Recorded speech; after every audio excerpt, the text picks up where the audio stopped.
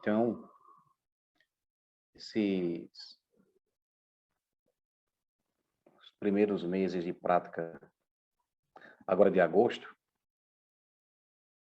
a gente está procurando refletir um pouquinho sobre como ser um praticante, né? É basicamente isso que a gente está tentando refletir. Como ser um praticante? Ou seja, onde e como colocar a nossa prática, a prática em nosso dia a dia. É basicamente isso que a gente está refletindo esse mês de agosto. Como é que eu posso me tornar um praticante? E a semana passada, a gente começou a fazer umas reflexões sobre praticando com atenção e cuidado. Justamente porque nós temos certeza de que o Zazen, de que os ensinamentos do Buda também, eles podem nos beneficiar. A gente tem essa intuição, ou o conhecimento, pelo menos intelectual, de que o Dharma é uma coisa boa, de que a prática da meditação, a prática do Zazen é uma coisa boa. Só que às vezes,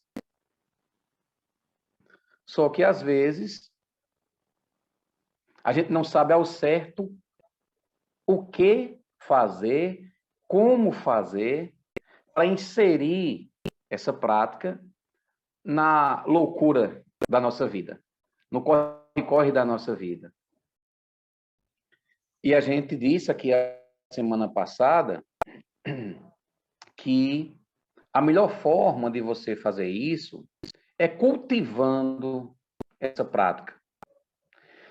E cultivar significa desejar,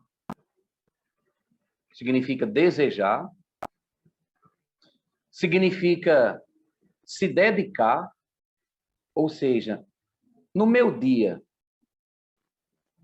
eu tenho espaço de tempo, não precisa ter tempo de sobra, se tiver, excelente, mas se você tiver um tempinho,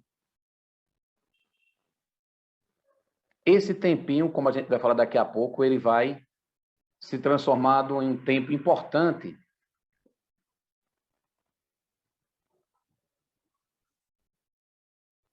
E outra coisa importante que a gente falou é que a gente precisa valorizar a prática.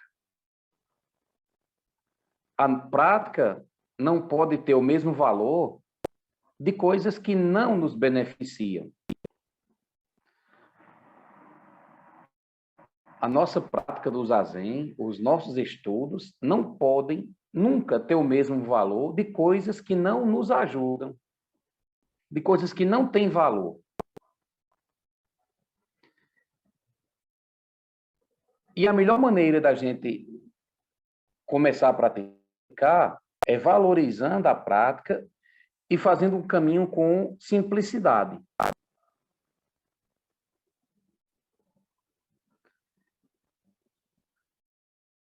Sem forçar a barra, mas agindo e percebendo. Eita, eu não entendi o que a pessoa falou sozinho.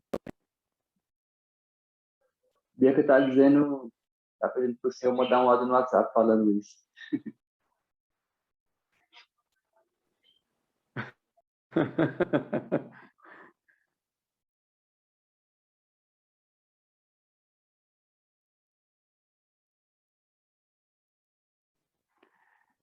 É. Escrever na mão agora, vamos escrever na mão.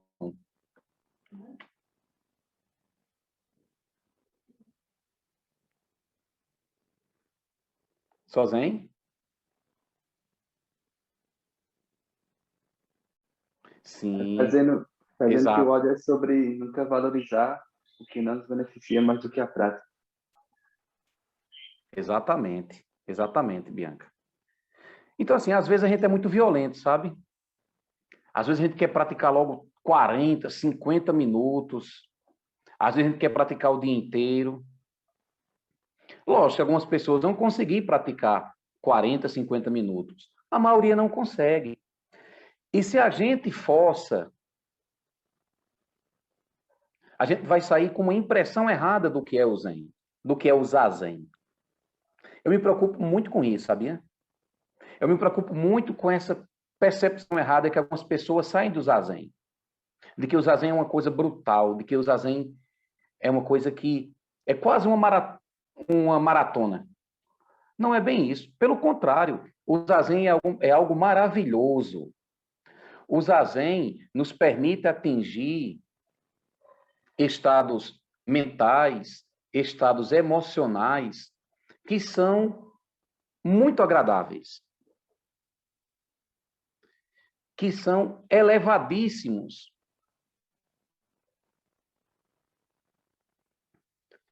Por isso que é importante a gente ir praticando na medida certa. E percebendo quais são os limites do nosso corpo e quais são os limites da nossa mente, para de forma inteligente e transformando brechas apertadas em um tempo útil de prática.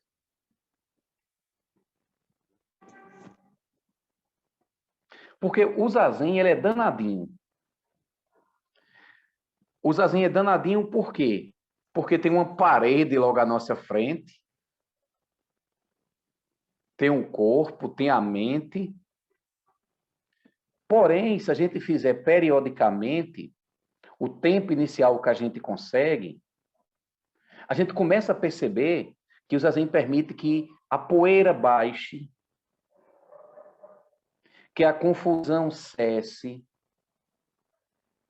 e que você consegue chegar onde surge as suas ações, onde surge a sua identidade. Em outras palavras, se a gente praticar com inteligência, cuidado, atenção, a gente começa a perceber que é possível se antecipar às nossas estruturas automatizadas.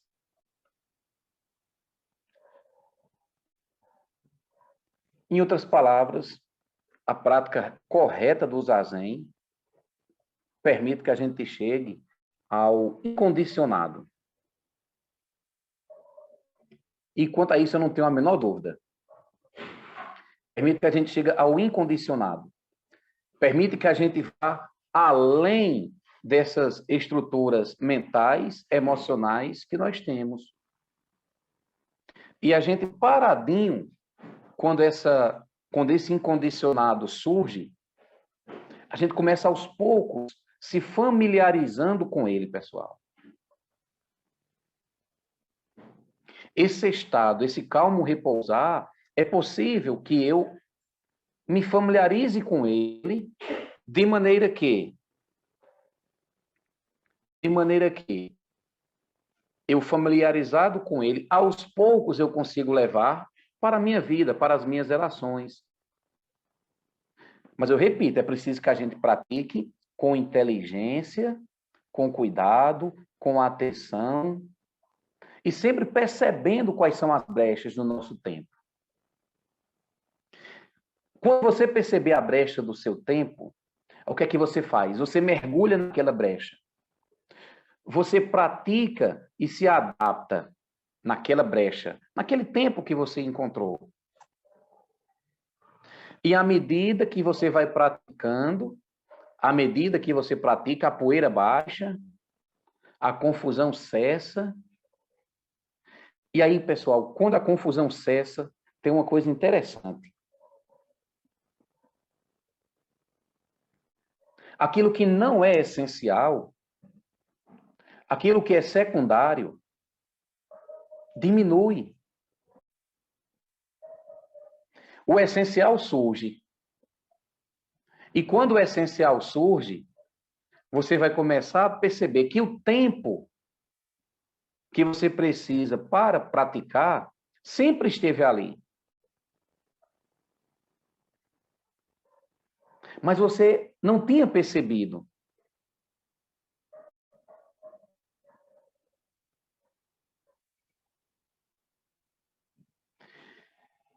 Então, se você pratica já há um certo tempo e ainda não achou esse tempo, essa super brecha, ou essa brecha, você precisa ter um pouco mais de cuidado com a sua prática.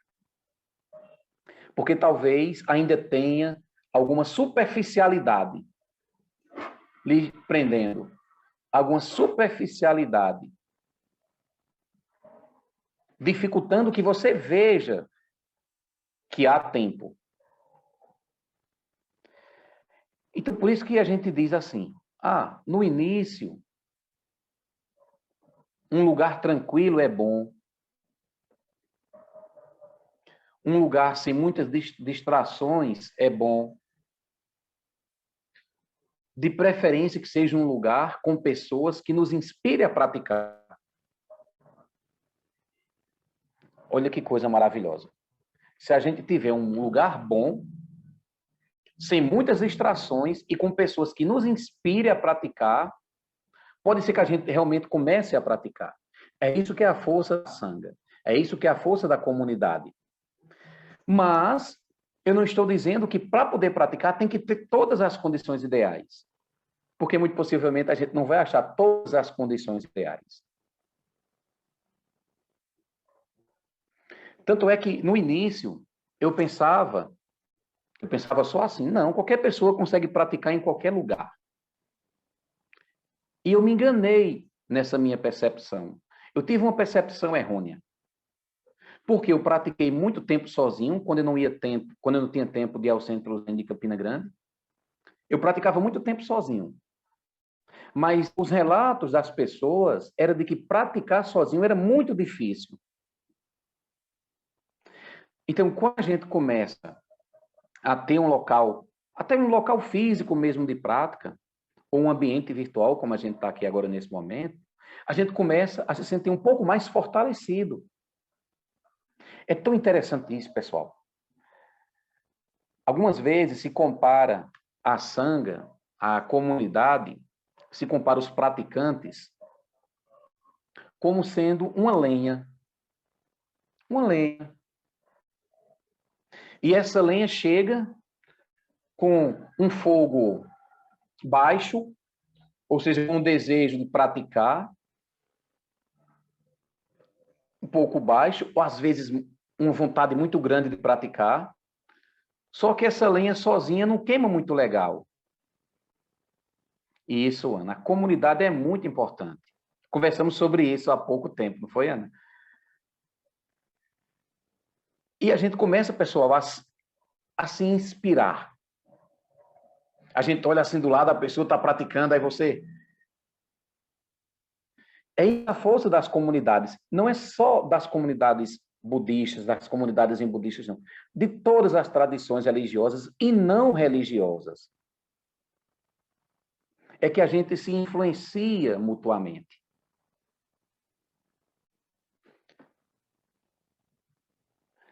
E quando a gente consegue vencer um pouco essas barreiras iniciais, eu posso te garantir uma coisa. É que o lugar perfeito está em você. O lugar perfeito sempre esteve e é você mesmo, sabe?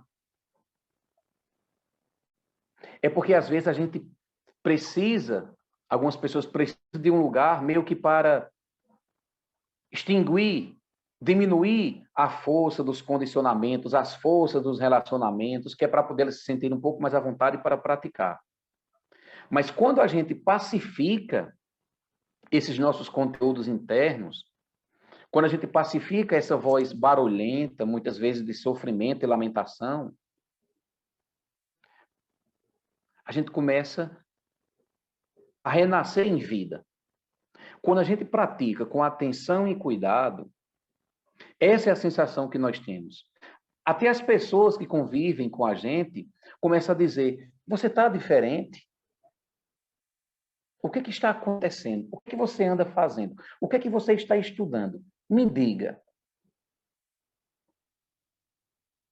Então, a prática correta do Zazen, o estudo do Dharma, o entendimento dos ensinamentos do Buda, aliado à prática do Zazen, permite isso, permite que a gente renasça em vida. Eu falo muito isso. E renascer em vida significa se curar do entendimento errado. Olha só, se curar do entendimento errado.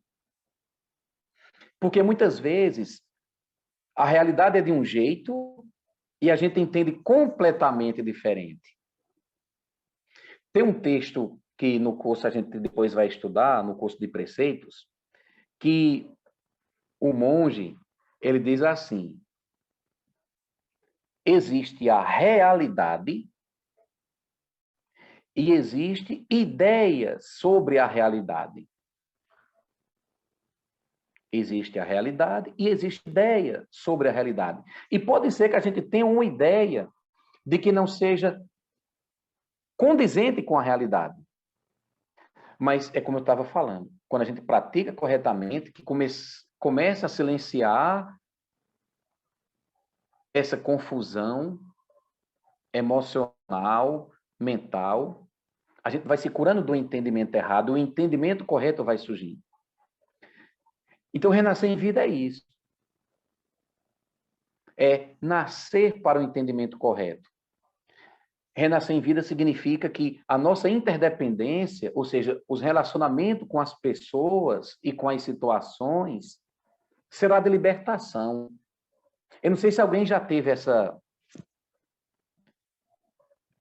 vivência, essa percepção de que tem alguns relacionamentos ou algumas situações que a gente vive que fica muito difícil da gente praticar. Mas se você tiver determinação, você consegue praticar mesmo diante de determinados relacionamentos e circunstâncias que não são tão favoráveis. Por quê? Porque a circunstância que a gente precisa é principalmente essa comunhão com nós mesmos. Renascer em vida é isso. Significa dizer que a nossa interdependência, num primeiro momento, de repente, não entende muito bem as coisas, o que está acontecendo, mas à medida que a gente vai se beneficiando, elas começam a perceber que a gente está um pouco diferente, está um pouco mudado.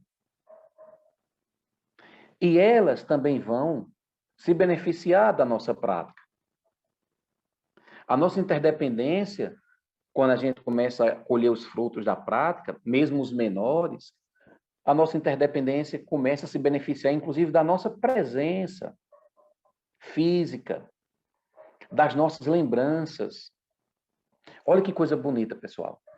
Às vezes, eu estou aqui, aí eu fico pensando, nas vezes que eu encontrei a minha professora, na forma que ela falou, o que ela falou, em qual contexto ela falou, em qual contexto ela não falou, em qual contexto ela deu um olhar. Então, se a gente realmente praticar com cuidado, com atenção, cultivando essa prática, as pessoas vão se beneficiar da nossa prática, as pessoas vão se beneficiar da nossa presença, ou pelo menos da nossa, ao se lembrar da gente.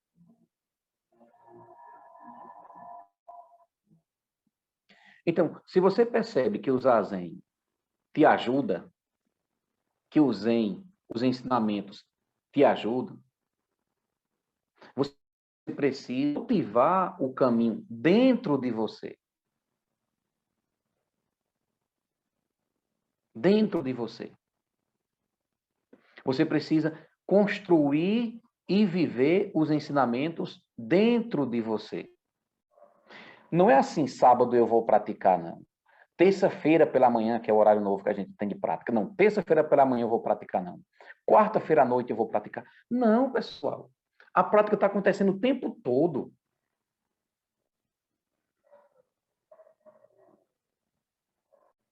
É aquela história que a gente já conversou aqui. A vida comum que a gente leva também é a vida iluminada. Não existe minha vida comum e a minha prática religiosa são duas coisas diferentes. Não. Porque se a gente cultivar dentro o Dharma, os ensinamentos, a nossa prática, começam a se refletir nas coisas que a gente pensa, nas coisas que a gente fala e nas coisas que a gente faz. Isso é muito importante.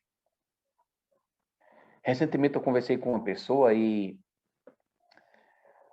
uma situação de trabalho onde essa pessoa tem uma percepção de como deveriam ser as coisas e uma parte do grupo pensava que deveria ser de um jeito e outra parte pensava que deveria ser de outro jeito.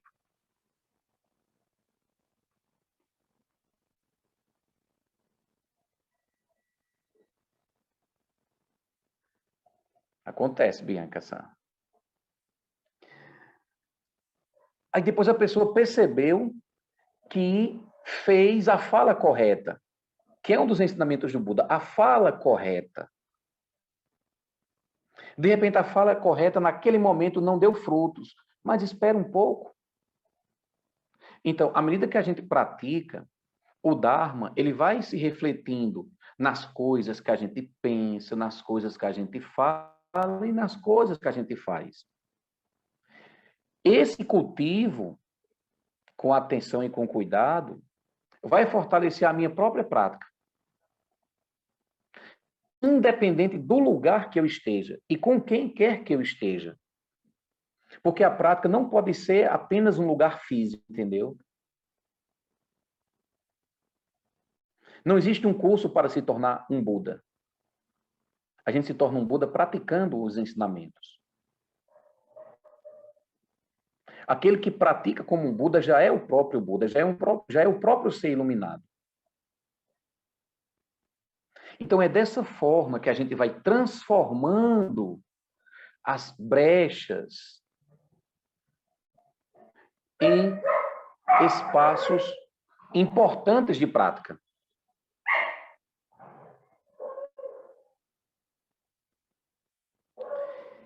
Espaços importantes de prática individual e coletiva,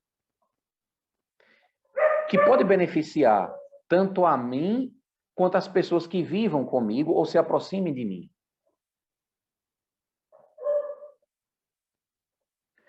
E essas pessoas, elas vão se transformando, porque eu mudei um pouco, então as pessoas que estão perto de mim também se alteram um pouco, também mudam um pouco para poder nos acessar, para poder se relacionar. E é interessante porque essas pessoas, aos poucos, elas começam a se transformar em nossos protetores da nossa prática. Pessoas que nos ajudam a praticar. E depois, elas se tornam seres iluminados que beneficiarão outras pessoas. É como a minha professora diz, prática individual é prática coletiva. Porque as pessoas também se beneficiam dela.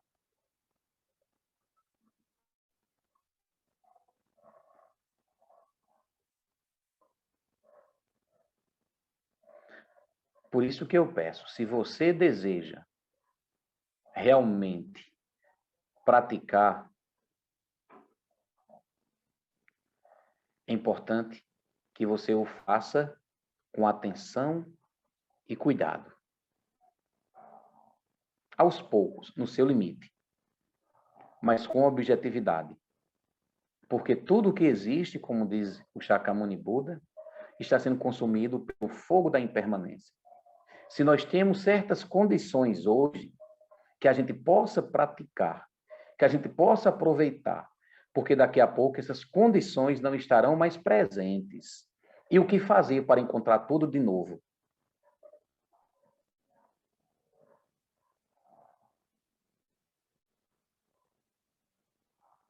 Por isso que a gente cultiva o Dharma dentro. E não apenas fora, dentro.